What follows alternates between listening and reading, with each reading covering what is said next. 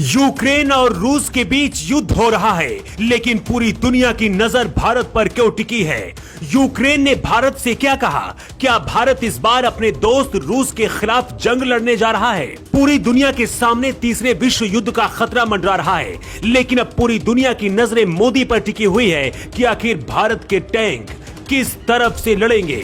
भारत का एक फैसला पूरी दुनिया की तस्वीर बदल सकता है। रूस के हमले के बाद से यूक्रेन में स्थिति भयावह हो चुकी है। हर कोई अपनी जान बचाने की कोशिश कर रहा है। अमेरिका, ब्रिटेन जैसे देश व्लादिमीर पुतिन को नहीं रोक सके। रूस के राष्ट्रपति व्लादिमीर पुतिन ने पूरी दुनिया को धमकी दे दी है कि यूक्रेन और रूस के युद्ध के बीच जो भी देश आएगा वो अंजाम भुगतने के लिए तैयार हो जाए। जो काम अमेरिका जैसे ताकतवर देश नहीं कर सके वो लगता है मोदी करके दिखाएंगे। रूस ने गुरुवार की सुबह करीब 8 बजे यूक्रेन पर हमला शुरू किया। मिसाइल, गोला बारूद से यूक्रेन धुआं धुआं हो रहा है। 3 तरफ से यूक्रेन में हमला हो रहा है। कई लोगों की अब तक मौत हो चुकी है। लोग अपनी जान बचाने की कोशिश कर रहे हैं और पूरी दुनिया लगता है सिर्फ तमाशा देख रही है। ऐसे में यूक्रेन को सिर्फ भारत से उम्मीद बची है। यूक्रेन को लगता है कि अब सिर्फ भारत ही उसे रूस से बचा सकता है। यूक्रेन ने भारत से मदद मांगी है और कहा है कि भारत के प्रधानमंत्री नरेंद्र मोदी रूस के राष्ट्रपति से बात करें। मोदी का दुनिया भर में रसूख है, उसकी वजह से व्लादिमीर पुतिन मोदी की बात जरूर सुनेंगे। यूक्रेन को लगता है कि अब भारत ही उसे बचा सकता है, लेकिन भारत के सामने सबसे बड़ी चुनौती खुद रूस है।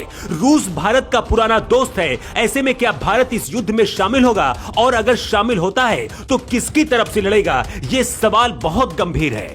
अहम बात यह है कि लगता है कि इस युद्ध में पाकिस्तान भी शामिल होना चाहता है। पाकिस्तान के प्रधानमंत्री इमरान खान रूस पहुंच चुके हैं। ऐसे में यह भी कहा जा रहा है कि पाकिस्तान रूस की तरफ से युद्ध लड़ सकता है। इधर चीन भी रूस का समर्थन करता दिख रहा है। यूक्रेन दावा कर रहा है कि उसने रूस के कई फाइटर जेट्स मार गिराए हैं।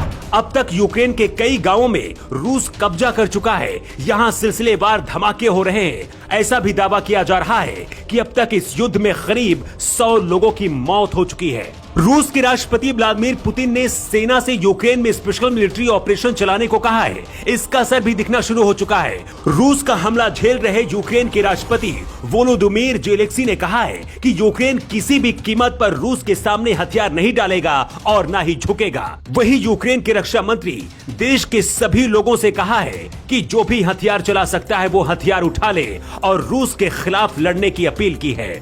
माना जा रहा है कि भारत के खुलकर सामने आने के साथ ही तीसरे विश्व युद्ध की शुरुआत हो सकती है, क्योंकि अगर भारत यूक्रेन की तरफ से लड़ता है तो पाकिस्तान और चीन रूस की तरफ से लड़ सकते हैं। अगर ऐसा होता है तो स्थिति भयावह होने वाली है। नाटो देश और अमेरिका कई तरह के प्रतिबंध लगा रहे हैं, लेकिन रूस को इससे कोई फर्क पड़ता दिख नहीं रहा है। रूस और यूक्रेन के बीच हो रहे युद्ध की वजह से भारतीय विमान अपने लोगों को रेस्क्यू भी नहीं कर पा रहे हैं। यूक्रेन ने कहा कि पीएम मोदी अगर पुतिन से बात करते हैं तो ये युद्ध टल सकता है। ऐसे में क्या मोदी रूस से बात करेंगे या फिर भारत की कोई रणनीति और होगी?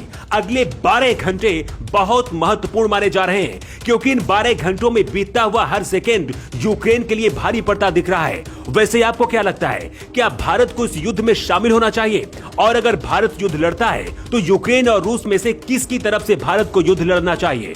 आप अपना जवाब कमेंट बॉक्स में देकर बता सकते हैं। न्यू टाइम्स के लिए ब्यूरो रिपोर्ट।